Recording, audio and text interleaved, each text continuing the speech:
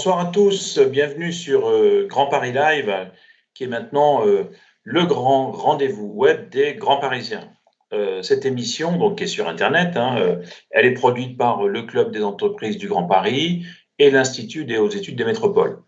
Alors, l'objectif de cette émission, vous le savez, puisque maintenant c'est devenu une habitude, c'est de proposer aux décideurs grands parisiens de partager les enjeux essentiels du Grand Paris, notamment dans sa dimension métropolitaine. Alors, on partage avec qui? On partage avec des dirigeants publics et privés, des experts, des sachants, des praticiens, des élus. Et aujourd'hui, nous avons la chance de pouvoir accueillir sur Grand Paris Live Jean-Philippe Gautret.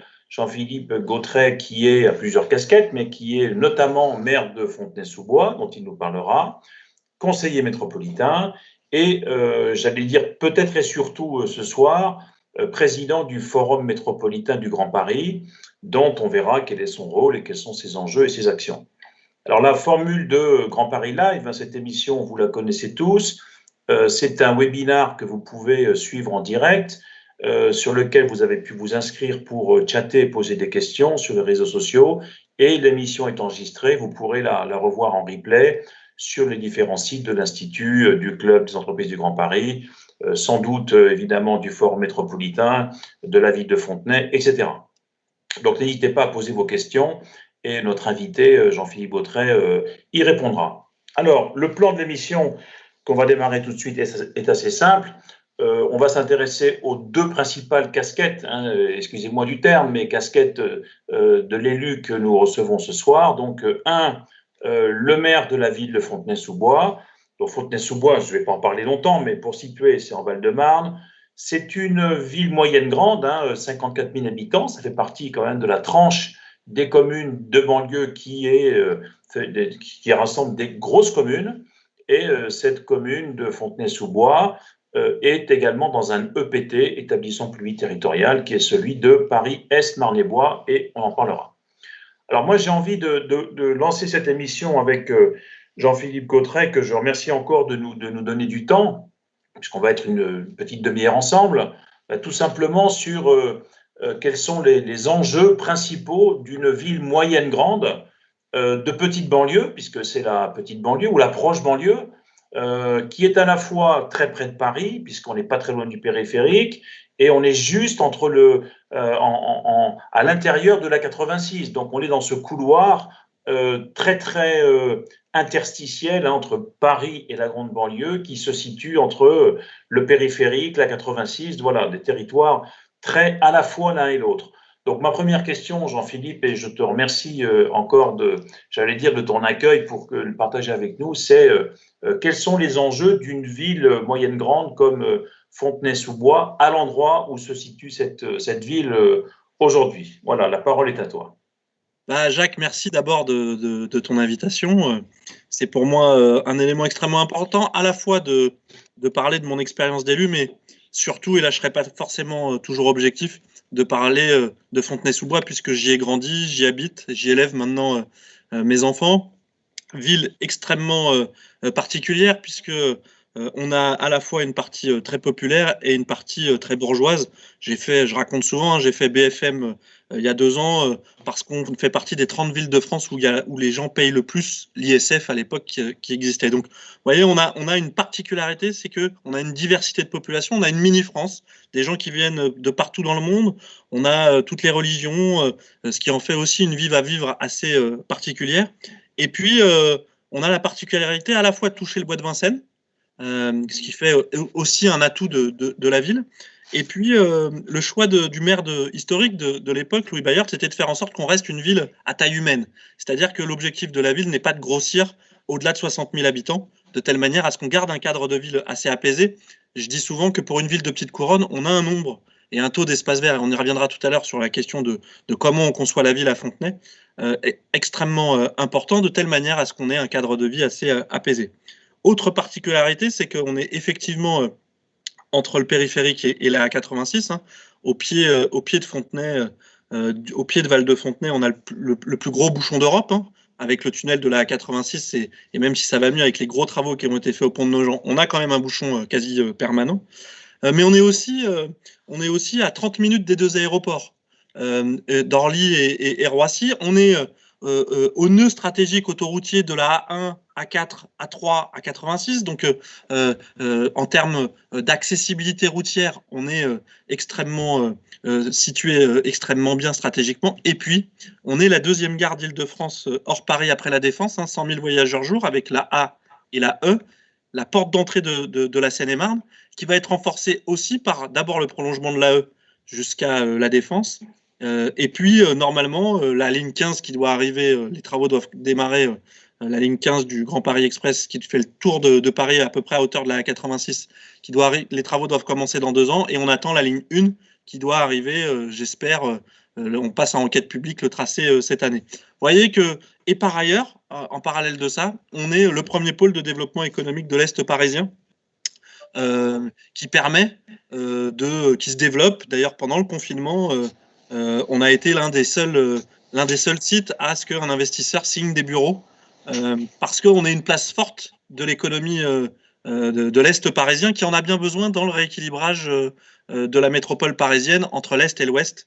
Et même si on en parlera peut-être tout à l'heure, il peut, et on craint la crise des bureaux, il n'empêche que à Fontenay, on a aussi une place stratégique pour le développement économique et l'emploi, qui fait qu'on est aussi une ville attractive pour cette raison-là aussi. Alors ça, c'est tous les côtés positifs. Là, je vois que le maire vend sa ville, c'est bien, et c'est normal, ça fait partie du rôle qu'on attend d'un maire. Pour autant, il y a peut-être des difficultés spécifiques, il y a peut-être pas forcément des problèmes, mais il y a peut-être des faiblesses qui sont inhérentes à la position. Quels sont les soucis du maire de Fontenay aujourd'hui? La crise économique et sociale qu'on vient de commencer à vivre depuis 1 an avec cette crise Covid. D'abord, l'attractivité économique, quelle sera-t-elle demain? Même si on est plutôt optimiste pour ce qui concerne Fontenay-sous-Bois au vu des projets qu'on a, mais il n'empêche que c'est un vrai sujet de fond, et la pauvreté, y compris des nouvelles catégories de population qui passent dans la pauvreté à cause du manque d'activité lié à la crise Covid, nous inquiète particulièrement. Et puis, il faut qu'on réussisse, alors je ne sais pas si c'est un atout ou une faiblesse, mais il faut qu'on réussisse la transformation de Val-de-Fontenay. Val-de-Fontenay, qui est une zone économique qui a été créée dans les années 80 et qui aujourd'hui revit une nouvelle jeunesse, avec des projets non pas de friche industrielle, puisqu'on n'en a pas, on n'est pas un territoire de friche industrielle, mais par contre de régénération des sites de bureaux, d'activités, parce que cette place stratégique, les entreprises et les activités l'ont bien compris, elle est extrêmement intéressante, y compris pour la logistique du dernier kilomètre, puisqu'on est en étant en porte d'entrée à proximité, mais pas à l'intérieur du périphérique, on a une place stratégique qu'il faudra extrêmement bien penser et réfléchir pour que ça reste une ville attractive. Et puis, dernier élément sur ce que tu me cites, peut-être si on a peut-être un élément sur lequel on se bat, mais où l'attractivité est difficile, c'est qu'historiquement, on est une ville de banlieue, au banc des lieux. Moi, le samedi soir, à l'époque, avec mes parents, on ne sortait pas à Fontenay. On allait à Paris, au théâtre, au cinéma, au restaurant. Aujourd'hui, la demande de nos habitants, c'est de vivre à proximité. C'est de pouvoir sortir avec les enfants à proximité. Et donc, on n'a pas véritablement de centre-ville. Et donc, dans tous nos projets urbains, ce qu'on travaille, c'est de ramener du commerce de bouche. Alors, dans la situation actuelle, c'est pas simple. Des restaurants, du loisir, en tout cas, de l'activité qui fasse faire vivre cette ville en permanence, et pas que pour revenir le soir et dormir, et comme ça l'était, ça a pu l'être à une époque, et sur lequel on doit corriger pour que ça soit une ville totalement attractive. Tu as parlé donc d'attractivité. Qu'on se comprenne, l'attractivité d'une ville de cette nature, de cette catégorie, là où elle est, c'est plutôt de l'attractivité d'activité économique au sens large, j'imagine tertiaire, mais c'est peut-être très très réducteur. Il y a peut-être une attractivité vis-à-vis d'activités de production, le concept de ville productive, qu'un certain nombre d'ailleurs de mairies communistes entretiennent, ce concept de ville productive. Mais est-ce que c'est aussi l'attractivité d'habitants? Et si oui, d'où? De Paris? C'est du desservement? Qu'est-ce que c'est? Attractive, oui. Alors, on a une grosse activité de tertiaire, mais on a aussi une grosse activité, pas forcément de production au sens industriel, mais d'activité au sens de PME, on a beaucoup de PME d'activités dans des secteurs très divers et parfois pointus, parce qu'on a une situation stratégique qui fait qu'on peut relier Paris ou les aéroports et donc le monde entier et ou la province assez facilement. On est attractif pour les habitants de la ville, aussi parce qu'on a, je ne l'ai pas dit, mais on a énormément d'équipements publics. C'est ce qui plaît aussi aux entreprises. On parle souvent en économie que quelle est la place de la puissance publique. La puissance publique à Fontenay, elle se bat pour des infrastructures, on parlait des transports, mais elle se bat aussi pour de l'investissement public. Et donc, on a énormément d'équipements qui répondent particulièrement aux enfants, à l'éducation, mais aussi à la culture, les médiathèques, le théâtre, au sport, qui fait que cette ville, elle est aussi attractive. Elle plaît évidemment aux Fontenaisiens, puisqu'on a un taux de rotation dans les logements qui est très faible. On a une attractivité des Fontenaisiens et un marché interne du logement assez fort, mais elle plaît aussi évidemment aux Parisiens, puisqu'il y a un desserrement des Parisiens, notamment des familles et des couples avec enfants, qui, quand ils regardent ce qui se passe autour, se disent à Fontenay, on a un urbanisme atypique, parfois on se croirait à la campagne, parfois on se croirait dans des maisons bourgeoises, parfois on se croirait dans de l'habitat collectif très moderne, et en même temps on a du service public, et en même temps on est très proche de Paris, et à la fois parfois on pourrait se croire à la campagne. Donc on a vraiment une attractivité diversifiée. Moi je ne cherche pas à plaire trop loin, je cherche à plaire et aux Fontenaisiens pour être attractif, mais aussi à ceux aux alentours, de telle manière à ce que ça réponde et aux Fontenaisiens, mais aussi on n'est pas tout seul. Moi, j'ai eu l'habitude d'aller faire mes études dans la grande métropole. Le fait métropolitain, on y reviendra tout à l'heure, il existe. Et donc, il faut qu'il plaise aussi aux alentours. Donc, il faut trouver un équilibre, parce qu'une ville, pour qu'elle vive, il faut qu'elle soit en mouvement. Il faut qu'il y ait des gens d'ici et d'ailleurs. C'est un équilibre à trouver permanent. Alors, tu as parlé de transformation de bureaux, tu as parlé de logistique du dernier kilomètre. J'ai envie de te proposer non pas un petit jeu, mais un petit ping-pong sur quelques expressions qu'on entend beaucoup, alors pas seulement dans le Grand Paris, qu'on entend beaucoup dès lors qu'on traite des sujets urbains, des sujets de la ville, qui sont un peu des mots valises ou des expressions consacrées, et pour simplement avoir de manière assez spontanée et immédiate, en 2 phrases, qu'est-ce que ça t'inspire? Alors, on va les prendre, il y en a 7, c'est soit les 7 péchés capitaux, soit les 7 vertus, je ne sais pas. La ville du quart d'heure. Polycentralité, c'est-à-dire la capacité à avoir des centres un peu partout en Île-de-France et pas que Paris. Et donc, pour moi, la ville du quart d'heure, c'est à la fois avoir des services à proximité et en même temps avoir des multicentres partout en Île-de-France. Logistique du dernier kilomètre. C'est la capacité à éviter, nous on le vit un peu, à éviter les grosses livraisons de camions qui polluent la vie des gens.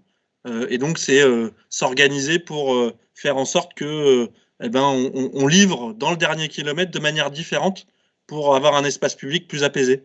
De manière plus soft, c'est ça que ça veut dire? Oui, des petits camions, des petites camionnettes, du vélo, enfin qu'on n'ait pas des gros camions qui viennent nous polluer la vie par le bruit, les gènes, le risque sécuritaire, etc., etc. Alors les camions, on les arrête dans la commune d'à côté? Non, on peut les arrêter à Fontenay, puisqu'on a une zone de développement économique assez importante pour le faire, mais en tout cas, c'est comment on fait en sorte de transformer la nature de l'espace public à Fontenay, et bien évidemment avec mes collègues autour, ça ne se fait pas tout seul. C'est qui les grands acteurs de ces problématiques logistiques dernier kilomètre quand on est maire d'une ville moyenne grande? C'est le département, la région, peut-être la métropole. Des acteurs privés? Non, je parlais des acteurs publics parce que ça se Oui. pense et ça se réfléchit. Après, les acteurs privés, je suis pas assez connaisseur pour t'en parler. Mais D'accord. par contre, c'est effectivement les gros transporteurs de logistique. C'est les acteurs de la logistique privée principalement. Mais il faut qu'il y ait une volonté politique et un schéma d'ensemble, puisque effectivement, là où tu as raison, on ne peut pas être égoïste et penser qu'à Fontenay, mais ça se fait avec une logique d'acteurs publics, avec un schéma d'ensemble cohérent. Agriculture urbaine. Moi, je vais te répondre apiculture, ruches sur nos toits, ces jardins partagés. C'est en gros la capacité c'est plus que de la production, en tout cas pour ce qui concerne Fontenay, c'est la capacité à avoir une ville apaisée qui permet d'avoir à la fois du logement, de l'activité, mais aussi des espaces verts et un cadre de vie qui nous permet de vivre intelligemment et de manière apaisée. Si je prends ma casquette un peu plus métropolitaine, je te dirais que c'est l'équilibre entre densité, étalement urbain, verticalité et production et terres agricoles avec la Seine-et-Marne. C'est en gros l'équilibre entre zone dense et grande couronne. Comment on fait en sorte que on pense et on réfléchisse différemment là où on vit, là où on produit. J'ai pas d'idée arrêtée sur le sujet parce que c'est un vrai sujet de fond et pas simple, mais qui nécessite que nos populations nous le demandent, qu'on y réfléchisse extrêmement finement parce que je trouve qu'on ne fait plus assez d'aménagement du territoire de manière générale et qu'on a besoin de penser et de réfléchir à l'aménagement du territoire si on veut rester des villes attractives et notamment le secteur privé et les entreprises nous le demandent d'être assez proactifs sur le sujet. Mais les ruches, c'est sympa, c'est très bien, c'est utile. Je vais être provocateur, c'est pas du gadget. Non, je crois pas parce que les ruches, pour elles existent, il te faut aussi une biodiversité. Et donc, ça pose la question de la conception de la ville. Moi, par exemple, tout à l'heure, j'évoquais dans le grand ensemble, la moitié de la ville, j'ai 600 000 mètres carrés d'espace vert public. Donc, une biodiversité extrêmement riche, des arbres à foison, et pourtant, tu es en zone dense, il y a des immeubles. Et ben, les ruches et les abeilles peuvent s'exprimer. Donc, effectivement, là où tu as raison, c'est que il ne s'agit pas de faire de la com et d'en faire un axe de communication, même si c'est utile, mais il s'agit de penser et réfléchir la ville différemment grâce à ces outils. Moi, c'est des outils au service d'une autre conception de la ville. Densité et verticalité. Bah, c'est ce que j'évoquais, hein, c'est complémentaire à ce que tes items sont complémentaires les uns avec les autres. Moi, j'ai grandi dans un quartier populaire qui existe toujours d'ailleurs, où il y a des tours de 18 étages. Avant d'aller à New York, je pensais que c'était pas bien ces tours. Et en fait, je pense que la verticalité, à partir du moment où elle est pensée, réfléchie, avec un urbanisme, avec des usages en pied d'immeuble, du commerce, de la rue, c'est ce qui demain nous permettra de pouvoir et construire et répondre à la crise du logement et en même temps de ne pas faire d'étalement urbain et d'avoir des espaces verts en cœur de métropole. Moi, par exemple, aujourd'hui, je trouve Paris trop dense et il manque de la respiration des espaces verts. Bref, ça manque de respiration et on a besoin d'avoir en ville de la respiration. Alors, on a parlé de transformation de bureaux en logement. Là, c'est une véritable problématique qu'on peut aborder par plein d'angles, hein, à la fois le télétravail, peut-être une suroffre de bureaux, pas forcément bien placés, une difficulté à renouveler le parc de tertiaire. Bon, il y a tout ça. Et puis, il y a besoin de logements avec des mises en chantier qui sont quand même très, très loin du bon étiage. La transformation de bureaux en logement, là aussi, rapportée à ta commune, qu'est-ce que ça veut dire? Est-ce que vous en faites pas? Où est-ce que vous en êtes par rapport à ça? Dans l'absolu, j'y suis pas opposé, pourquoi pas, mais par exemple, à Fontenay, on n'a pas de bureau vide. Et donc, la question de fond, c'est pas tant toutes les bonnes idées sont à prendre, et s'il y a du bureau vide, il y a des gens qui sont à la rue, si on peut répondre à la demande, tant mieux. Le vrai sujet de fond, de mon point de vue, c'est qu'il faut un plan massif de construction de 500 000 logements en Ile-de-France, et la crise elle va être résolue, y compris on va faire baisser les prix, et les loyers vont baisser, y compris pour tous les acteurs économiques qui, par exemple, les loyers des commerçants aujourd'hui est un vrai problème en cœur de métropole. Donc, vraiment, je pense que le vrai problème de fond, c'est que l'État doit pousser tous les acteurs publics à construire massivement les logements qui manquent. D'accord. Donc, je te vois réagir, mais on est dans la première puissance, on est dans la région la plus riche d'Europe, qui crée le plus de richesses en Europe. Je pense qu'on est capable de le faire, y compris pour relancer la machine économique et pour faire vivre la machine économique. C'est-à-dire que mon point de vue, il est que derrière la création de logements, on crée aussi de l'activité économique. Et pour bien connaître le sujet, je pense que ce discours-là, les acteurs de la construction, y compris les grands groupes, mais les PME ou les promoteurs, ils sont très attentifs. Encore faut-il que l'État donne un coup de braquet massif pour construire du logement privé, du logement public, parce qu'on a aussi des demandeurs de logements sociaux, de telle manière à résoudre la crise. Et je pense que ce serait bénéfique aussi pour l'attractivité de la métropole parisienne. quel est le taux de logements sociaux dans ta commune? 35% et on construit à peu près 100 à 150 logements par an, avec 30% de logements sociaux. Donc on est dans un équilibre permanent qui répond aux besoins de Fontenay, qui n'est pas suffisant parce qu'il en faudrait plus. Oui, 150 logements par an. Pour une commune de 50 000, c'est pas beaucoup. Non, mais il y a 5-6 ans, on en construisait une cinquantaine. J'ai vu sur les courbes démographiques, parce que j'ai analysé la démographie de Fontenay, que en gros, depuis 20 ans, la population stagne, en gros. Exactement. Avec des hauts et des bas. Hein. Ça Tout à veut fait. dire que cette ville est arrivée, entre guillemets, à saturation? Je sais pas, il y a encore des possibilités d'évolution, mais c'est pour ça que je disais tout à l'heure en introduction que l'objectif, c'est pas dépasser 60 000.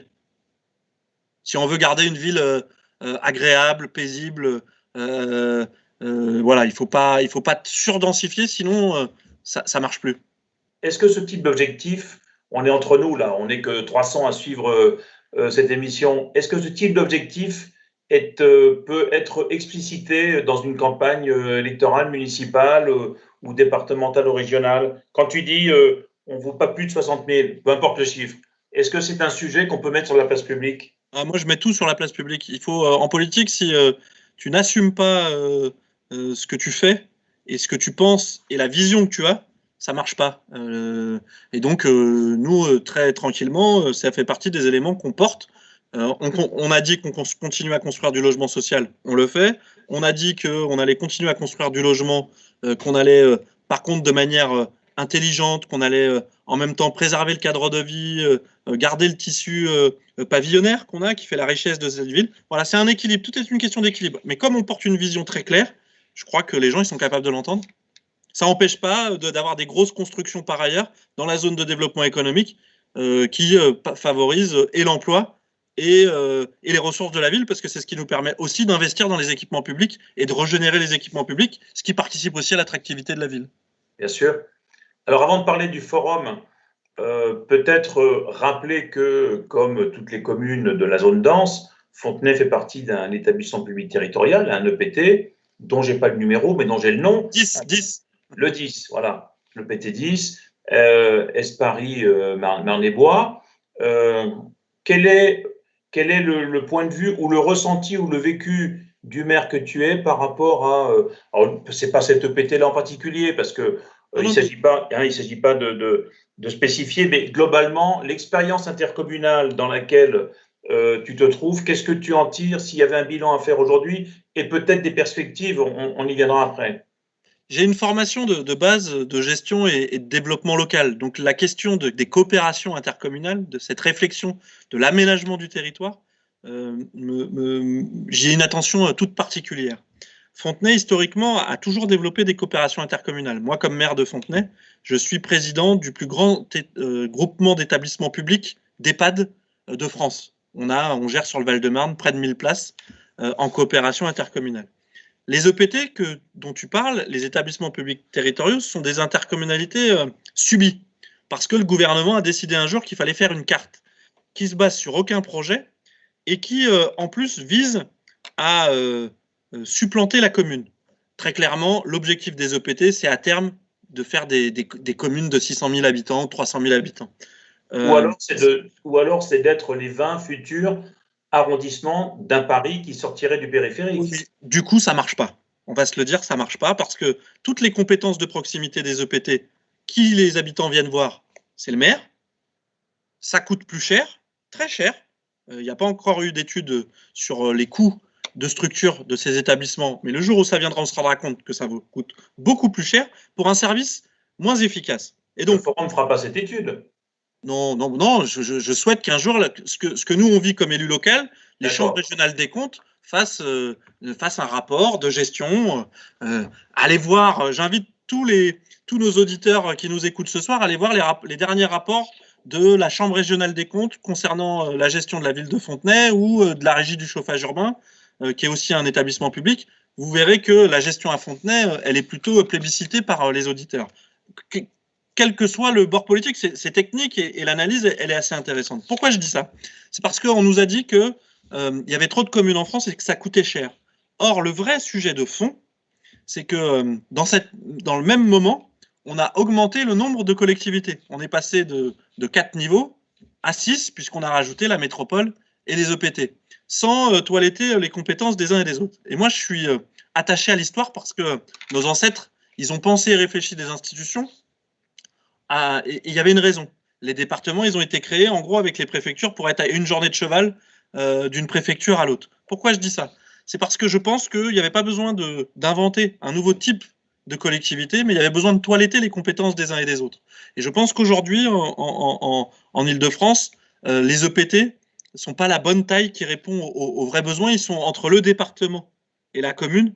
Or, il y a les départements qui existent, il y a la commune. Peut-être que la vraie intercommunalité de demain sur nos territoires, finalement, c'est peut-être les départements. Pareil pour la métropole, c'est un vrai sujet.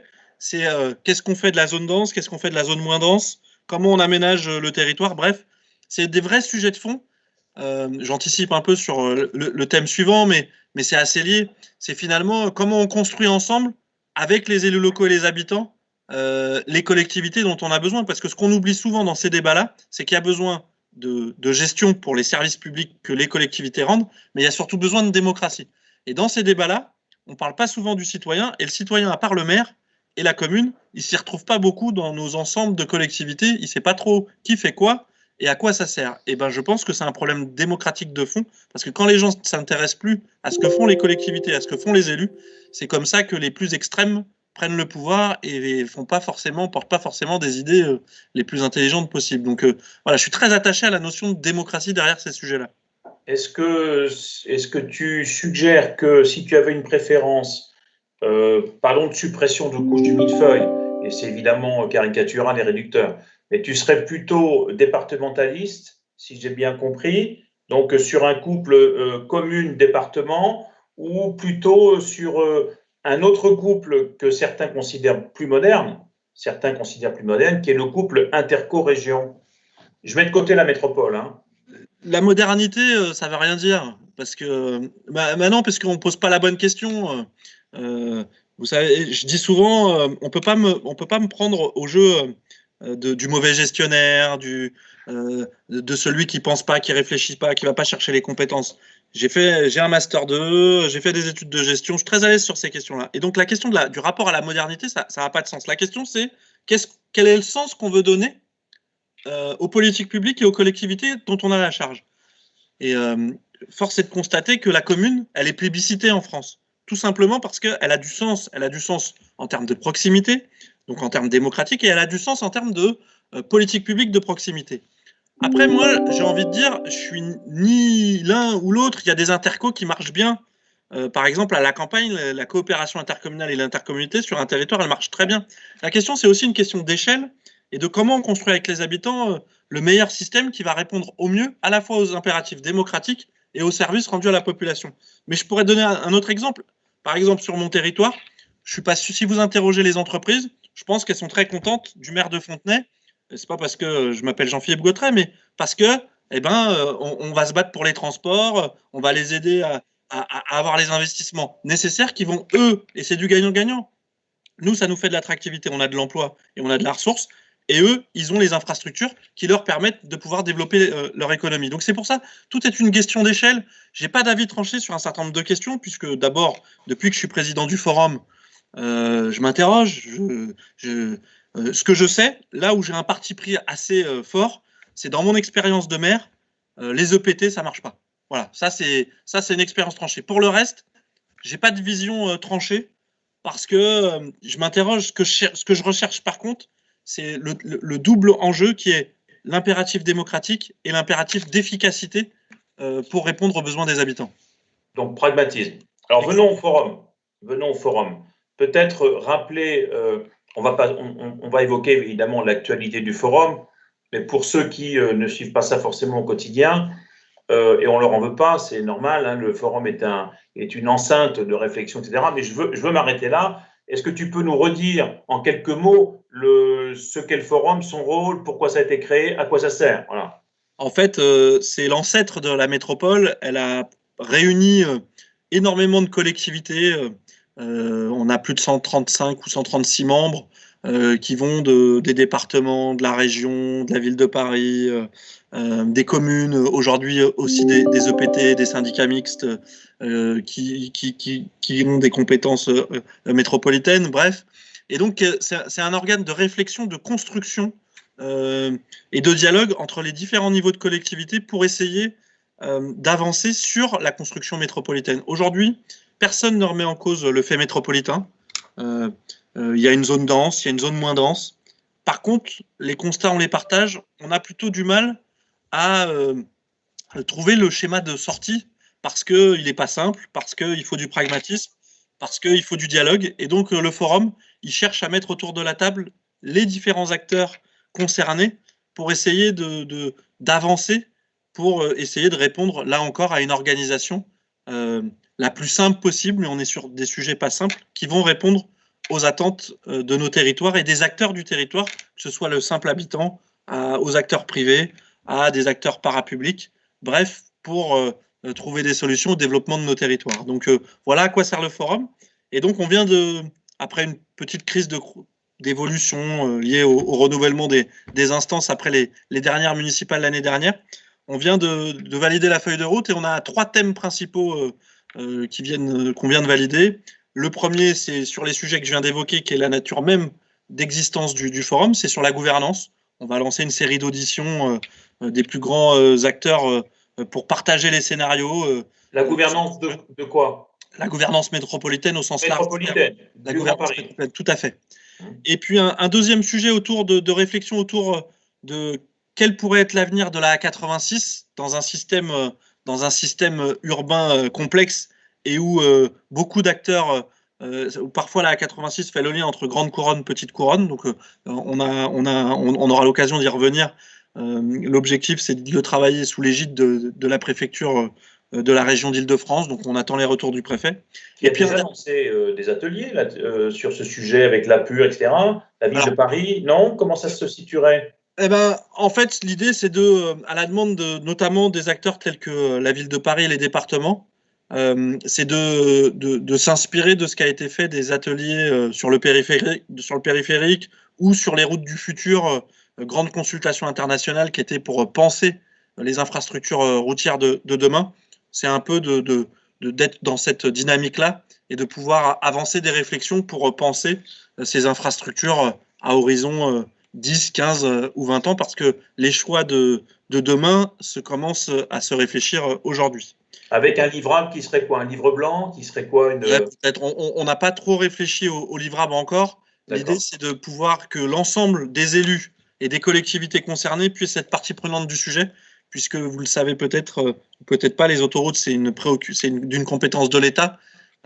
Et l'idée, c'est de pousser l'État sur ces sujets-là, mais en lien avec, évidemment, les collectivités et les élus partie prenante de ce sujet, puisqu'on est interpellé en permanence par nos habitants sur cette question-là. Et un sujet comme ça sera démarré après les élections ou avant, pendant, quand je pense aux élections départementales et régionales du mois de juin? Dès qu'on peut. C'est indépendant? Oui. L'idée, c'est qu'on démarre dès qu'on peut. D'accord. Donc ça, c'est deuxième sujet de réflexion, la 86. Et il y en a d'autres, je crois. Et il y en a un troisième sur la restauration collective, puisque d'abord, c'est un sujet qui concerne toutes les collectivités, beaucoup les communes, puisqu'il y a notamment la restauration scolaire, mais pas que, ça concerne aussi les restaurations d'entreprise. Il y a une actualité avec la loi Egalim qui pose un certain nombre d'objectifs d'évolution sur les questions de restauration, notamment sur la qualité de l'assiette, et c'est un sujet qui est très demandé par nos habitants. Donc voilà, on va commencer par un grand diagnostic, et puis c'est un sujet au long cours, et on aura l'occasion d'y revenir de manière assez régulière avec les acteurs membres du forum, et puis on va essayer d'y associer les acteurs privés qui sont nombreux sur ce sujet-là. Ce sujet, il a une particularité, c'est qu'il pose aussi la question, tu m'as posé la question tout à l'heure sur la question de zone dense, zone moins dense, terre cultivable, densité, construction de logements. Elle pose aussi la question de l'aménagement du territoire sur notre région.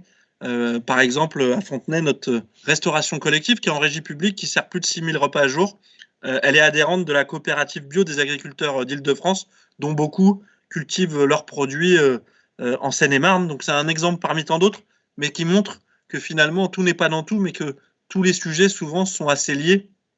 Et là, on voit bien qu'on a 3 sujets qui sont assez liés les uns avec les autres. Peut-être pour conclure, Jean-Philippe, et merci beaucoup d'avoir partagé avec à la fois sincérité, dynamisme et transparence les préoccupations du maire, de l'élu métropolitain et donc du président actuel du forum. Je dis actuel parce que je rappelle que entre guillemets, le mandat, il est d'une année. Tout à fait. Et que chaque année, je mets des guillemets, ça tourne. Question un peu basique. Si tu as un vœu à faire sur ce Grand Paris métropolitain, donc de la zone dense, hein, quel serait pour toi, si demain tu avais un vœu à formuler très concret, hein, non pas en termes d'intention politique, mais peut-être le premier sujet qu'il faudrait résoudre ou la première préoccupation à laquelle il faudrait s'atteler. Quand je dis il faudrait, c'est tous les acteurs concernés. Ce serait quoi ta priorité? La question du transport est une question. L'organisation des transports est, euh, est un sujet extrêmement préoccupant et important, je crois, pour l'ensemble des Franciliens. La crise Covid le montre, hein, et si on veut avoir une polycentralité, il faudra demain un réseau de transport majeur. Je sais que c'est de la compétence de la région, mais ça nécessite des investissements extrêmement forts de l'État et ça nécessite l'implication de l'ensemble des élus sur notre région. Donc voilà, j'ai envie de te dire les transports parce que c'est structurant. Transport, logement, activité économique, c'est un triptyque qui va ensemble. Donc je crois qu'il y a des investissements lourds comme on n'a pas connu depuis 40 ans en ce moment en Île-de-France, mais il va falloir poursuivre si on veut avoir une métropole digne de ce nom en France et pour répondre aux besoins de nos habitants. Quand tu dis ça, tu interpelles le projet du Grand Paris Express ou tu penses à d'autres choses? Non, je pense que le Grand Paris Express, c'est bien. Ça va jamais assez vite pour nous, les élus locaux, où il y a des besoins permanents. Mais parce que je pense qu'il faut poursuivre et qu'il ne faut pas s'arrêter au Grand Paris Express. Il faut faire quoi d'autre? Les prolongements de métro, il faut les accélérer parce que ça va avec. C'est les interconnexions de région à région, de banlieue à banlieue qu'il faut poursuivre de telle manière, si on veut réduire la place de la voiture, il faut des infrastructures lourdes. Et si on veut du développement économique, il faut des infrastructures lourdes. Bref, ça demande de la dépense publique. Et si on veut avoir une ville agréable, paisible et qui fasse de la transition écologique, il faut des infrastructures lourdes. Donc voilà, il faut trouver un équilibre. Il y a des investissements qui sont faits actuellement. Je pense que ça ne va pas encore assez loin et qu'il faut continuer d'investir massivement dans ces réseaux de telle manière à ce qu'on puisse vivre bien dans la métropole de demain. Le transport gratuit en centre-ville ou en centre-métropole, ça inspire quoi? J'y suis plus que favorable. Je pense que c'est une nécessité si on veut encourager. C'est le deuxième pendant de ce que j'ai dit juste avant. Il faut à la fois investir et rendre gratuit d'autant plus qu'il y a un moyen simple de le financer. C'est que. J'allais te poser la question. Gratuit, c'est bien, mais ça coûte toujours à quelqu'un? Ça coûte. On prendra un peu plus aux entreprises. Ah, mais elles viendront plus chez toi? Je suis pas d'accord avec ça.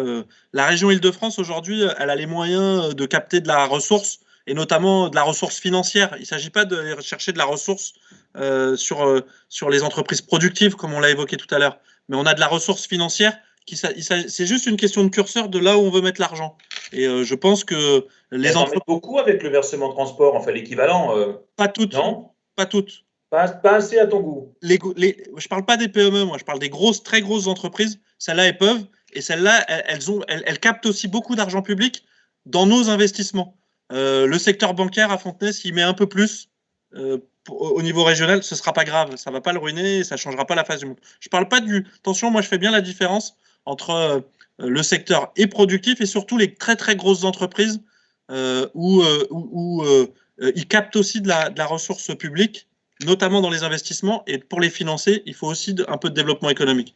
Je pense qu'il n'y a rien de scandaleux à ça, et je pense que ce serait une très bonne mesure, et y compris, je pense que les très grosses entreprises, pour la qualité de vie de leurs salariés, ça pourrait être un atout supplémentaire d'attractivité du territoire.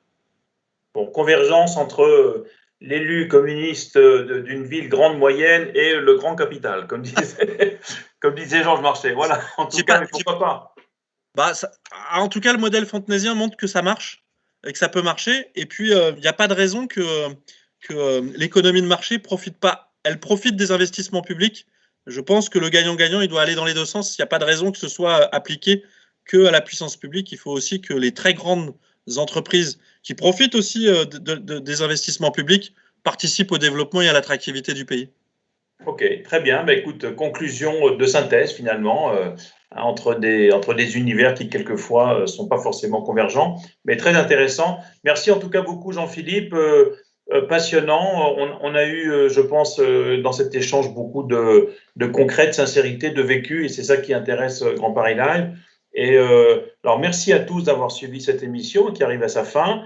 Je pense qu'en régie, on va nous dire que bientôt, c'est au revoir à tout le monde. Et puis, nous aurons bientôt des prochains Grand Paris Live avec Nathalie Mourlon, qui est justement qui est cadre dirigeante numéro 2 du Crédit Agricole d'Île-de-France, donc une banque et une très très grande banque Crédit Agricole d'Île-de-France.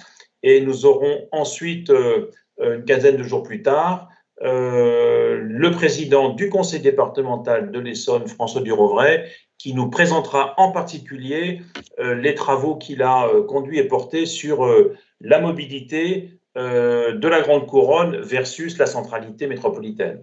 Voilà donc les deux prochains invités de Grand Paris Live auxquels vous êtes tous conviés, bien entendu, pour suivre cette émission qui, je crois, en est maintenant à la 24 ou 25e épisode.